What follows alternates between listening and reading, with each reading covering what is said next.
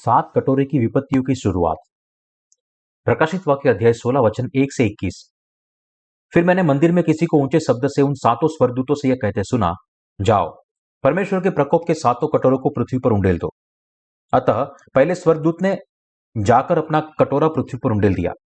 तब उन मनुष्य के जिन पर पशु की छाप थी और जो उसकी मूर्ति की पूजा करते थे, एक प्रकार का बुरा और दुखदायी फोड़ा निकला।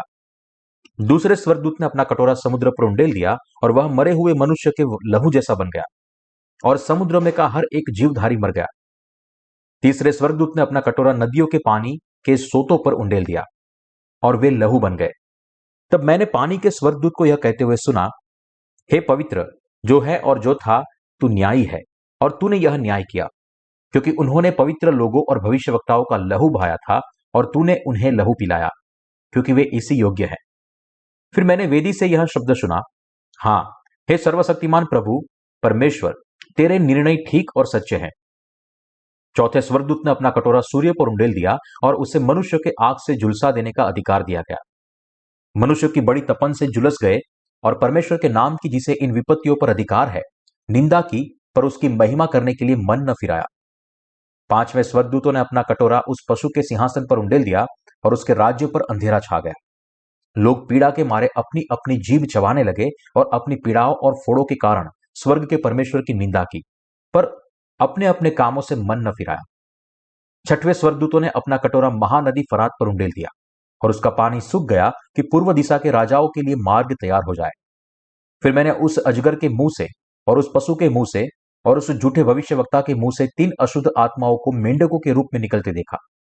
ये चिन्ह दिखाने वाली दुष्ट आत्माएं है, जो सारे संसार के राजाओं के पास निकलकर इसलिए आती है कि उन्हें सर्वशक्तिमान परमेश्वर के उस बड़े दिन की लड़ाई के लिए इकट्ठा करे।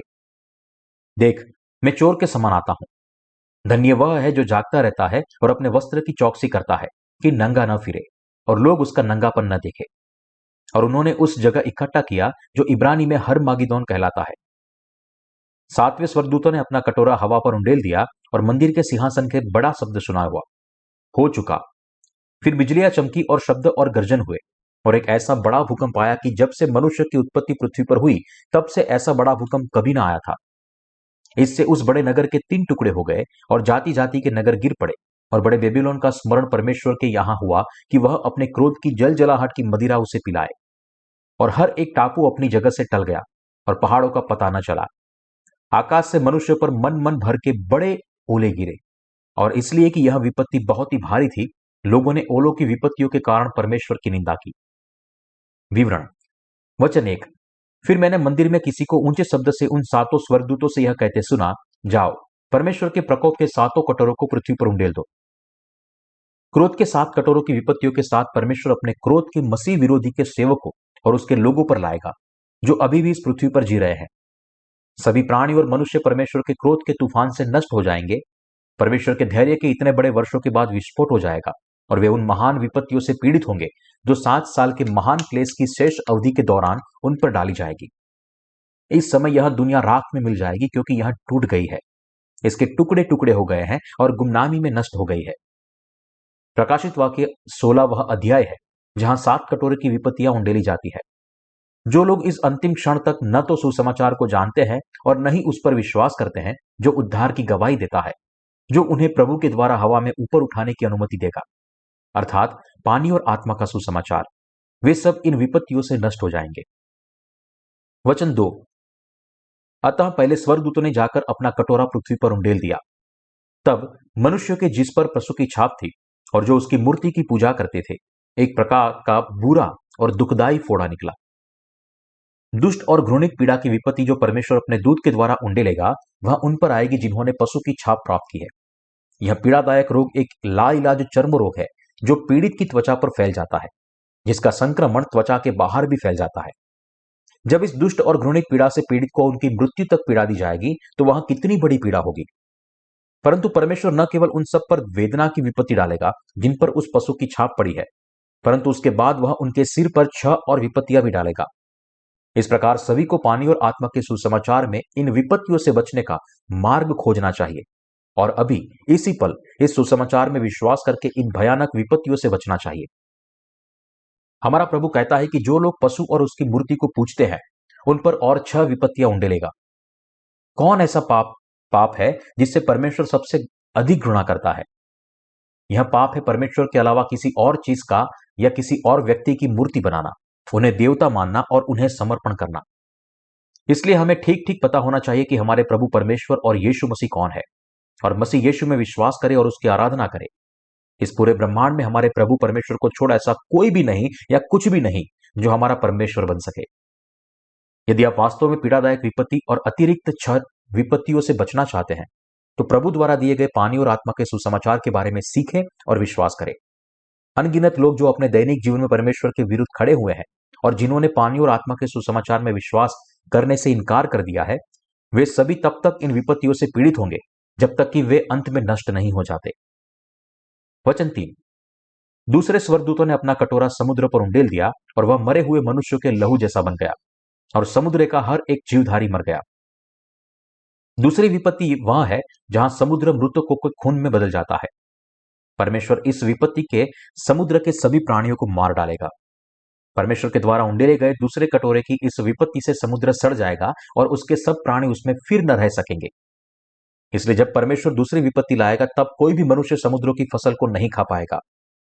दूसरी विपत्ति के द्वारा परमेश्वर यह प्रकट करेगा कि वह जीवित है और वह जीवन भर प्रभु है। यह दूसरी विपत्ति दुनिया के सभी लोगों पर परमेश्वर का न्याय दंड है, जिन्होंने परमेश्वर की सृष्टि के लिए प्रभु परमेश्वर की आराधना करने के बजाय परमेश्वर के शत्रु पशु की मूर्ति के आगे दंडवत किया और संतों का खून बहाया। यह दूसरा प्लेग भी सबसे उपयुक्त है। परमेश्वर हमें दिखाता है कि वह इस प्रकार उन लोगों से प्रकृति की समृद्धि को छीन लेगा जो परमेश्वर द्वारा बनाए गए सभी प्राणियों के लिए प्रभु का धन्यवाद नहीं करते। वचन 4 से 7। तीसरे स्वर्गदूतों ने अपना कटोरा नदियों और पानी के सोतों पर उंडेल दिया और वे लहू बन गए। तब मैंने पानी के स्वर्गदूत को यह कहते हुए सुना, हे पवित्र, जो है और जो था, तू न्यायी है और तूने यह न्याय किया, क्योंकि जिन्होंने पवित्र लोगों और भविष्यवक्ताओं का लहू बहाया था और तूने उन्हें लहू पियाया, क्योंकि वे इसी योग्य है। फिर मैंने वेदी से यह शब्द सुना, हाँ, हे सर्वशक्तिमान प्रभु परमेश्वर, तेरे निर्णय ठीक और सच्चे हैं। तीसरी विपत्ति जो नदियों और पानी के झरनों को खून में बदल देगी, वास्तव में सबसे भयानक विपत्तियों में से एक है। यह विपत्ति उन सभी लोगों के पापों की सजा के रूप में आज आ रही है जो परमेश्वर पर विश्वास नहीं करते हैं। यह पानी के झरनों को खून में बदल देगा और उनके लिए इस पृथ्वी पर रहना संभव बना देगा। परमेश्वर इस पृथ्वी के सभी झरनों और नदियों को लहू में बदल देगा। यह विपत्ति भी संसार के लोगों को परमेश्वर के विरुद्ध खड़े होने की कीमत और दंड के रूप में दिया गया न्याय है, जिसने उन्हें पानी दिया था जो सभी जीवन का मूल है। जो लोग परमेश्वर के खिलाफ खड़े हुए थे, उन पर परमेश्वर इस विपत्ति को लाएगा, क्योंकि उन्होंने इस पृथ्वी पर रहते हुए परमेश्वर के संतों और भविष्यवक्ताओं की हत्या कर दी थी। ये वे लोग हैं जिन्होंने न केवल परमेश्वर को परमेश्वर के रूप में मानने से इनकार किया था, बल्कि मसीह विरोधी के साथ एकता में उनके खिलाफ खड़े हुए थे। मसीह विरोधी की शक्ति से अभिभूत होकर जो लोग इस संसार में परमेश्वर के प्रेम के विरुद्ध खड़े होते हैं, वे परमेश्वर के सबसे प्रिय संतों और उनके सबसे सेवकों को सताएंगे और उनकी हत्या करेंगे। जो लोग अब उस पानी और आत्मा के सुसमाचार में विश्वास नहीं करते हैं, जिसे हमारे प्रभु ने हमें इस दुनिया में के लोगों को पाप से छुड़ाने के लिए दिया है, वे अंत के समय के कई संतों और भविष्यवक्ताओं की हत्या करेंगे और उनका खून बहाएंगे। इसलिए परमेश्वर अपनी तीसरी विपत्ति संसार पर उंडेलेगा, जहां उसके शत्रु रहते हैं, और जीवन के मूल पानी को खून में बदल देगा और इस प्रकार उन्हें नष्ट कर देंगे। यह परमेश्वर का न्यायपूर्ण न्याय है और इसके लिए हवा में रहने वाले सभी संत आनंदित होंगे। क्यों? क्योंकि संतों को मारने वाले शत्रुओं पर अपने धर्मी न्याय के साथ परमेश्वर उन पर संतों की मृत्यु का बदला लेगा। इस प्रकार परमेश्वर के संतों और सेवकों को डरना नहीं चाहिए, बल्कि इसके बजाय प्रभु परमेश्वर में अपने विश्वास की रक्षा करनी चाहिए। और जब वे अपनी शहादत का सामना करते हैं, तो परमेश्वर के वादे और उसकी सामर्थ की ओर देखना चाहिए। वचन 8 और 9। चौथे स्वर्गदूतों ने अपना कटोरा सूर्य पर उंडेल दिया और उसे मनुष्य को आग से झुलसा देने का अधिकार दिया। मनुष्य बड़ी तपन से झुलस गए और परमेश्वर के नाम की, जिसे इन विपत्तियों पर अधिकार है, निंदा की, पर उसकी महिमा करने के लिए मन न फिराया। जैसे ही चौथा स्वर्गदूत सूर्य पर चौथी विपत्ति का कटोरा उंडेलता है, लोग उसकी भीषण गर्मी से झुलस जाएंगे। जो लोग परमेश्वर के विरुद्ध खड़े हुए हैं, उन पर परमेश्वर सूर्य की झुलसती गर्मी की विपत्ति लाएगा, क्योंकि यह पृथ्वी सूर्य के चारों ओर परिक्रमा करती है। यदि पृथ्वी इस कक्षा से विचलित हो जाती है और थोड़ी सी भी सूर्य के करीब पहुंच जाती है, तो पृथ्वी के सभी निवासी जलकर राख हो जाएंगे। इस प्रकार जब यह चौथी विपत्ति डाली जाएगी, तब भी इस पृथ्वी पर रहने वाले सभी लोग झुलसाने से पीड़ित होंगे। फिर भी वे परमेश्वर के विरुद्ध खड़े होने के अपने पाप से पश्चाताप नहीं करेंगे। क्यों? क्योंकि पानी और आत्मा के सुसमाचार के विरोध में खड़े होकर वे पहले ही नाश हो चुके हैं। इसलिए जितनी जल्दी हो सके सभी को अभी अपना विश्वास तैयार करना चाहिए, जो उन्हें परमेश्वर के क्रोध से बचने की अनुमति दे सके। यह विश्वास पानी और आत्मा के सुसमाचार में उद्धार के रूप में विश्वास करना है। इसलिए हर किसी को पानी और आत्मा की सच्चाई पर विश्वास करना चाहिए। वचन 10 और 11। पांचवें स्वर्गदूत ने अपना कटोरा उस पशु के सिंहासन पर उंडेल दिया और उसके राज्य पर अंधेरा छा गया। लोग पीड़ा के मारे अपनी अपनी जीभ चबाने लगे और अपनी पीड़ाओं और फोड़ों के कारण स्वर्ग के परमेश्वर की निंदा की, पर अपने अपने कामों से मन न फिराया। पांचवें कटोरे की विपत्ति वह है जो अंधकार और पीड़ा लाती है। परमेश्वर पांचवें विपत्ति के इस कटोरे को मसीह विरोधी के सिंहासन पर उंडेलेगा और अंधकार और पीड़ा की विपत्ति लाएगा। इस विपत्ति की पीड़ा के कारण लोग अपनी अपनी जीभ चबाने लगेंगे। परमेश्वर संतों के कष्टों का दुगने कष्ट से बदला लेगा। दूसरे शब्दों में, परमेश्वर उन्हें उतना ही कष्ट देगा जितना उन्होंने संतों को पहले कष्ट दिया था, और फिर भी वे परमेश्वर की निंदा करेंगे और पश्चाताप नहीं करेंगे, यहां तक कि वे अपने घावों से पीड़ित होंगे। इस प्रकार वे आग और गंधक से जलते हुए नरक का अनंत दंड प्राप्त करेंगे। वचन 12। छठवें स्वर्गदूत ने अपना कटोरा महानदी फरात पर उंडेल दिया और उसका पानी सूख गया कि पूर्व दिशा के राजाओं के लिए मार्ग तैयार हो जाए। परमेश्वर के द्वारा उंडेली गई छठे कटोरे की विपत्ति अकाल की विपत्ति है, जो फरात नदी को सुखा देगी। मनुष्य जाति इस विपत्ति से सबसे पहली पीड़ा का सामना करेंगे। अकाल की विपत्ति सभी के जीवन के लिए सबसे भयावह विपत्ति है। यह विपत्ति जो उन लोगों पर डाली जाएगी जिन्होंने प्रभु के द्वारा दिए गए पानी और आत्मा के सुसमाचार को अस्वीकार कर दिया था। यह हमें दिखाता है कि उन लोगों के लिए कितनी बड़ी सजा है जिन्होंने परमेश्वर के प्रेम को अस्वीकार कर दिया था और उसके खिलाफ खड़े हुए थे। बाद में स्वर्ग के परमेश्वर की सेना और इस पृथ्वी की शैतान की सेना इस युद्ध के मैदान पर अंतिम युद्ध छेड़ेगी। हालांकि शैतान और उसके अनुयायियों को परमेश्वर द्वारा पकड़ लिया जाएगा और नष्ट कर दिया जाएगा। वचन 13। फिर मैंने उस अजगर के मुंह से और उस पशु के मुंह से और उस झूठे भविष्यवक्ता के मुंह से 3 अशुद्ध आत्माओं को मेंढकों के रूप में निकलते देखा। यह वचन हमें बताता है कि सभी अशुद्ध आत्माओं और राक्षसों के काम शैतान, उसके पशु और झूठे भविष्यवक्ताओं के मुंह से निकलते हैं। जब उसका अंत निकट होता है तब दुष्ट आत्मा के कार्य पूरे विश्व में प्रबल होंगे। दुष्ट आत्माएं लोगों को धोखा देगी और उन्हें शैतान, झूठे भविष्यवक्ताओं और मसीह विरोधी के द्वारा चमत्कार और चिन्ह दिखाकर उनके विनाश की ओर ले जाएगी। अंत समय की दुनिया इस प्रकार दुष्टात्माओं की दुनिया बन जाएगी। परंतु यीशु मसीह के द्वारा उंडेले गए 7 कटोरे और उसके दूसरे आगमन की विपत्तियों से उनका संसार समाप्त हो जाएगा। वचन 14। ये चिन्ह दिखाने वाली दुष्टात्माएं है जो सारे संसार के राजाओं के पास निकलकर इसलिए आती है कि उन्हें सर्वशक्तिमान परमेश्वर के उस बड़े दिन की लड़ाई के लिए इकट्ठा करे। राक्षसों की आत्माएं पूरे विश्व के सभी राजाओं के दिलों को परमेश्वर के खिलाफ लड़ाई के लिए एक जगह इकट्ठा होने के लिए उकसाएंगे। अंत समय की दुनिया में हर किसी के दिल पर राक्षसों की आत्माओं का शासन होगा और वह इस प्रकार शैतान के सेवकों में बदल जाएंगे जो शैतान के कार्य करते हैं। वचन 15। देख, मैं चोर के समान आता हूं। धन्य वह है जो जागता रहता है और अपने वस्त्र की चौकसी करता है कि नंगा न फिरे और लोग उसका नंगापन न देखे।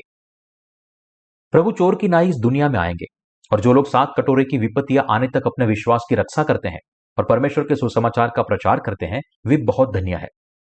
हमारे प्रभु अंत समय की दुनिया में रहने वाले संतों से कहते हैं कि उन्हें प्रभु के द्वारा दिए गए पानी और आत्मा के सुसमाचार में अपने विश्वास से जीना चाहिए और अपने अंतिम दिन तक इस सुसमाचार की रक्षा करनी चाहिए।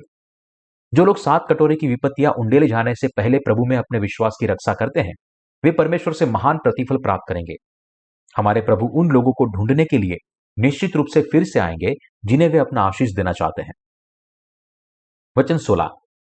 और उन्होंने उनको उस जगह इकट्ठा किया जो इब्रानी में हरमगिदोन कहलाता है। बाइबल भविष्यवाणी करती है कि शैतान और परमेश्वर के बीच अंतिम युद्ध हरमगिदोन नामक स्थान पर होगा। लेकिन क्योंकि परमेश्वर सर्वशक्तिमान है, वह शैतान पर जय प्राप्त करेगा और पशु को आग और गंधक की झील में फेंक देगा। हमें यह समझना चाहिए कि शैतान हमेशा एक धोखेबाज रहा है और जब तक हम परमेश्वर के सामने खड़े नहीं हो जाते तब तक हमें प्रभु में अपना विश्वास दृढ़ रखना चाहिए। वचन 17 से 21।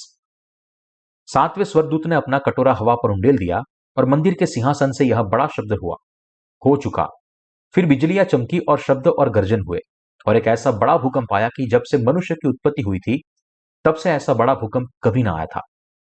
इससे उस बड़े नगर के 3 टुकड़े हो गए और जाति जाति के नगर गिर पड़े। और बड़े बेबीलोन का स्मरण परमेश्वर के यहां हुआ कि वह अपने क्रोध की पानी जलाहट की मदिरा उसे पिलाए। और हर एक टापू अपनी जगह से टल गया और पहाड़ों का पता न चला। आकाश से मनुष्य पर मन मन भर के बड़े ओले गिरे और इसलिए कि यह विपत्ति बहुत ही भारी थी, लोगों ने ओलों की विपत्ति के कारण परमेश्वर की निंदा की। जैसे परमेश्वर 7वें कटोरे की विपत्ति को हवा पर उंडेलता है, वैसे ही गर्जन और बिजलियां आकाश को तबाह कर देगी। तब एक बड़ा भूकंप और बड़े ओले पृथ्वी पर प्रहार करेंगे जो पहले कभी नहीं देखे गए थे। इन आपदाओं के साथ पहली दुनिया बिना किसी निशान के अदृश्य हो जाएगी। इसके बाद संत इस नई दुनिया पर आने वाले 1000 वर्षों तक यीशु मसीह के साथ महिमा में जिएंगे। जब 1000 साल बीत जाएंगे और संतों के लिए नए स्वर्ग और पृथ्वी के परमेश्वर के वादे को पूरा करने का समय आएगा, परमेश्वर पहले दुनिया को अदृश्य कर देंगे और संतों को दूसरा स्वर्ग और पृथ्वी देंगे। संत तब इस नए स्वर्ग और पृथ्वी पर हमेशा के लिए परमेश्वर के साथ राज्य करेंगे। संतों को यह विश्वास करना चाहिए कि उन्हें मसीह के 1000 वर्ष के राज्य में रहना है और फिर परमेश्वर के नए स्वर्ग और पृथ्वी में हमेशा के लिए महिमा में जीवन जीना है। उन्हें प्रभु की वापसी की प्रतीक्षा करते हुए इस आशा में जीवन जीना चाहिए।